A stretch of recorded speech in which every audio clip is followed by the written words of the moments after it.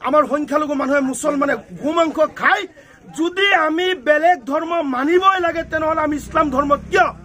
অসমৰ মুখ্যমন্ত্ৰী উত্তৰ দিয়ক আৰু আমাৰ মানুহখিনিক জীয়াই থাকিবলৈ দিয়ক অন্যথা সংখ্যালঘু মুছলমান ৰাজপথ অৱৰোধ কৰি প্ৰাপ্য অধিকাৰ আমি কাঢ়ি আনিবলৈ সাব্যস্ত কৰিম ৰূপহীহাটৰ বুধবৰীয়া সাপ্তাহিক বজাৰত হোটেলসমূহত মুকলিকৈ এতিয়াও বিক্ৰী হৈ আছে গো মাংসৰ ব্যঞ্জন আজি ৰূপহী আৰক্ষীয়ে অভিযান চলাই এনেদৰে গো মাংস বিক্ৰী কৰি থকা এজন হোটেল ব্যৱসায়িক আটক কৰি ৰূপহীহাট আৰক্ষী থানালৈ লৈ আহে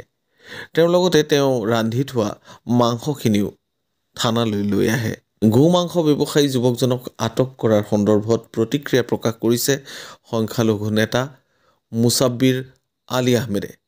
তেওঁ কয় গো মাংস খোৱা আমাৰ মৌলিক অধিকাৰ আৰু আমি ইয়াৰ বাবে ৰাজপথত ওলাই হ'লেও প্ৰতিবাদ কৰিম চাওক যে প্ৰথম কথাটো হ'ল অসমৰ মুখ্যমন্ত্ৰী ডক্টৰ হিমন্ত বিশ্ব শৰ্মা ডাঙৰীয়াই কৈছে ৰেষ্টুৰেণ্ট আৰু হোটেলত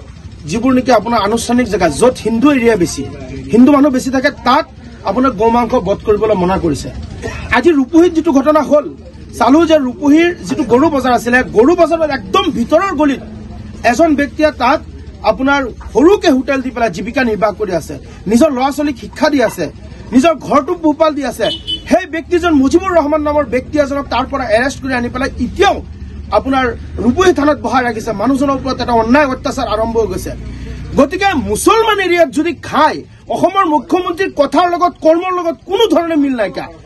যিবোৰ আপোনাৰ মুছলমান এৰিয়া আছে তাত কোনোবাই মাংস বিক্ৰী কৰি আছে তাৰ পৰা এৰেষ্ট কৰা মতলব কি তাৰ মানে কি অসমৰ মুখ্যমন্ত্ৰীয়ে কি এই গো মাংস কটা মাংস ৰান্ধা মাংস বিক্ৰী কৰা কিবা সিন্ডিকেট চলাবলৈ বিচাৰি আছে নেকি গতিকে মই ধিক্কাৰ আৰু গৰিহণা দিছো অনতি পলমে মুজিবুৰ ৰহমান নামৰ ব্যক্তিজনক এৰেষ্ট কৰিছে অনতি পলমে এৰি দিব লাগে অন্যথা আমি ৰাজপথ অৱৰোধ কৰি পেলাই আমি প্ৰতিবাদ কৰিম আজি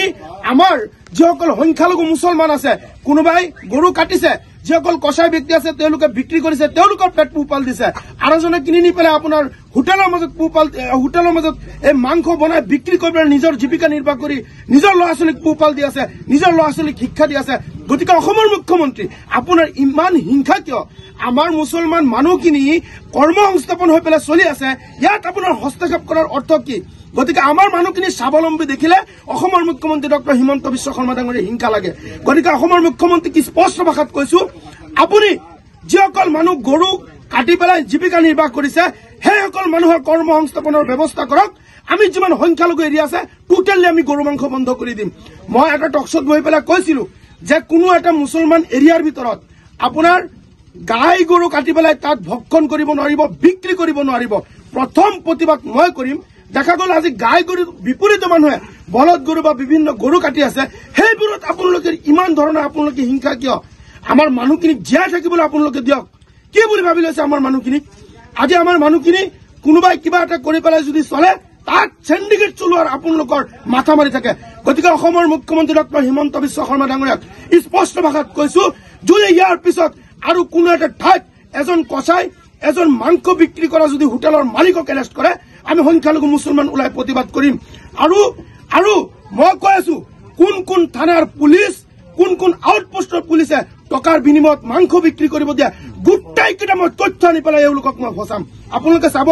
আপোনালোকে হিন্দু মানুহ গোটেই যিমান থানা আছে আউটপোষ্ট আছে আপোনাৰ আইচি হওক অচি হওক প্ৰত্যেকজন হিন্দু মানুহ সেইসকলে গৰু মাংস টকা খোৱা ক'ত তেওঁলোকে পাইছে গো মাতাক যদি ইমানেই সন্মান কৰে এই পুলিচৰ দালাল ৰাজ বন্ধ হ'ব লাগিব মোক কেইবাৰ জেলত লৈ যাব মই আৰু জেল খাটিম মোৰ কোনো আপত্তি নাইকিয়া কিন্তু সংখ্যালঘু মুছলমানৰ ওপৰত কৰা অন্যায় অত্যাচাৰ মাংস বিক্ৰী কৰিছে তেওঁলোকক গৈ পেলাই আপোনালোকে ধৰি আছে অসমৰ মুখ্যমন্ত্ৰীয়ে কৈছে যে গাহৰিটো কি কয় গাহৰিটো আমাৰ কোনো ভগৱানৰ অৱতাৰ আৰে আপুনি জানিব লাগিব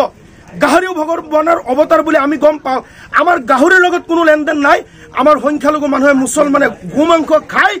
যদি আমি বেলেগ ধৰ্ম মানিবই লাগে তেনেহলে আমি ইছলাম ধৰ্ম কিয় অসমৰ মুখ্যমন্ত্ৰী উত্তৰ দিয়ক আৰু আমাৰ মানুহখিনিক জীয়াই থাকিবলৈ দিয়ক অন্যথা সংখ্যালঘু মুছলমান ৰাজপথ অৱৰোধ কৰি প্ৰাপ্য অধিকাৰ আমি কাঢ়ি আনিবলৈ সাব্যস্ত কৰিম